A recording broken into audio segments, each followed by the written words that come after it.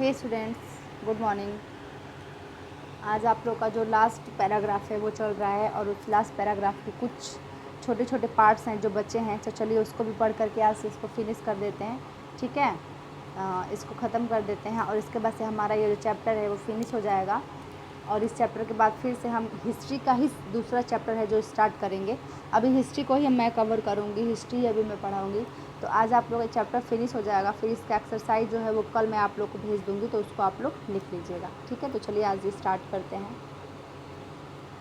Worried by the rebellion, the government brought in the military to protect the planters from the assault and set up the Indigo Commission to inquire into the system of the indigo production. The commission held the planters guilty and criticized them for the coercive method they used with indigo cultivator.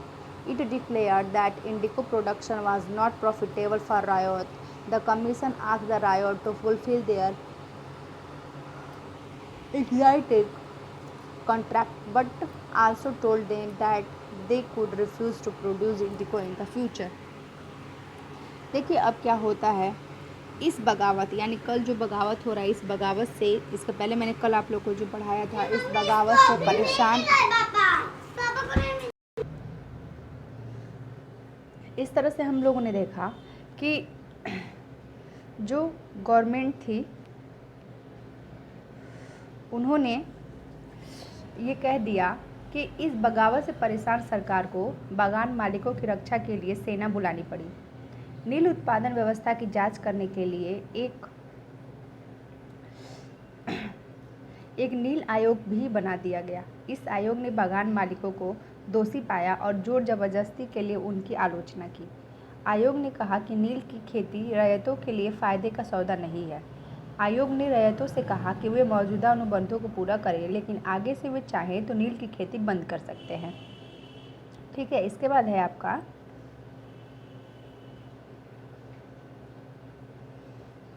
After the revolt इंडिको।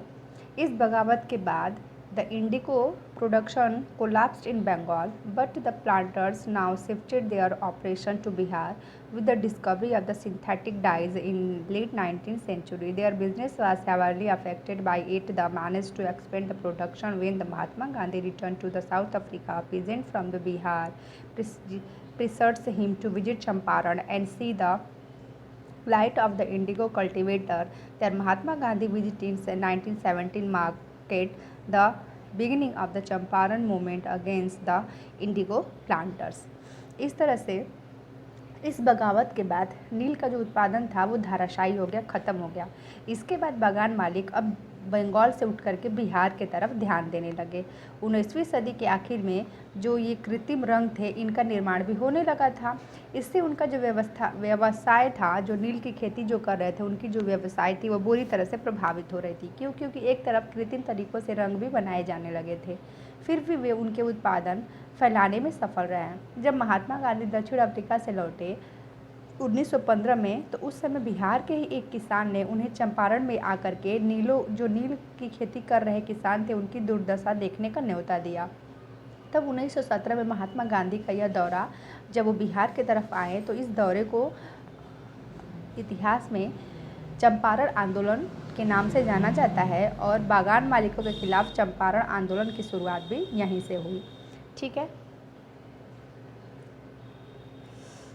आगे है, ये quotation थोड़ा देख लेते हैं।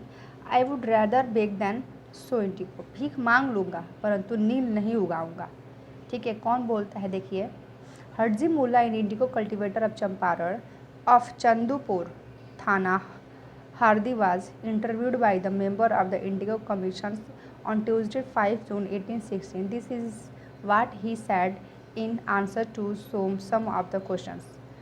चांदपुर थाना हरदी के एक नील काश्तकार हाजी मुल्ला ने मंगलवार 5 जून 1860 को नील आयोग के सदस्यों से बात की और हाजी मुल्ला ने कुछ सवालों के जवाब इस तरह से दिए।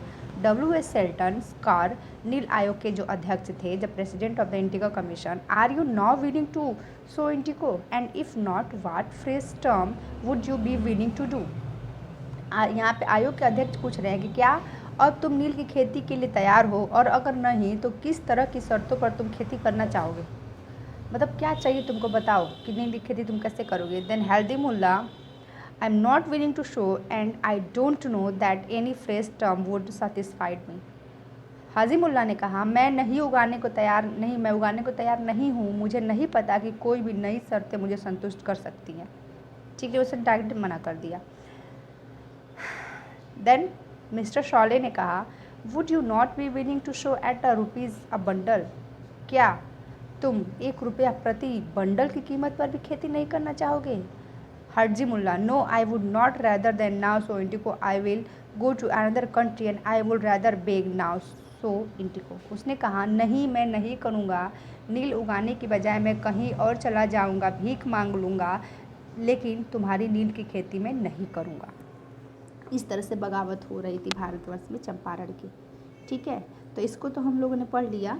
आगे का एक और है, ये जो एक्टिविटी है इसको हम आप लोगों को बता देते हैं। ठीक है, देखिए यहाँ पर वेस्ट इंडीज़ में नील का उत्पादन कैसे हो रहा था। 18वीं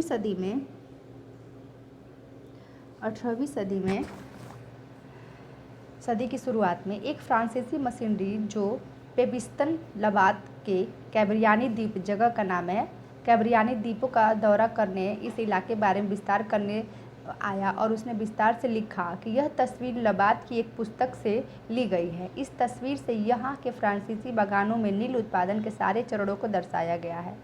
बाएं सिरे पर आप देख सकते हैं कि गुलाम मजदूर नील के पौधों को सेटलर वाट में डाल रहे हैं और एक और मजदूर एक मशीनी चरखी से घोल को घुमा रहा है। दाएं से दूसरा 2 मजदूर नील की लुगदी को बोरों में भर करके सुखाने के लिए ले जा रहे हैं। अगले हिस्से में 2 मजदूर नील की लुगदी को मिलाकर सांचों में डालने के लिए तैयार कर रहे हैं। तस्वीर के बीचों बीच बागान मालिक ऊंची जगह पर खड़े होकर के सारे गुलामों की निगरानी कर रहा है, उनको देख रहा है। ठीक है, तो इस तरह से हमारा ये चैप्टर है वो फिनिश होता है। इसके आगे कल हम आप लोगों को क्वेश्चन आंसर करा देंगे। आज इतना ही, आप लोग इसको पढ़िएगा, जो नहीं समझ में आएगा उसको पूछिएगा। ओके, बाय बच्चों।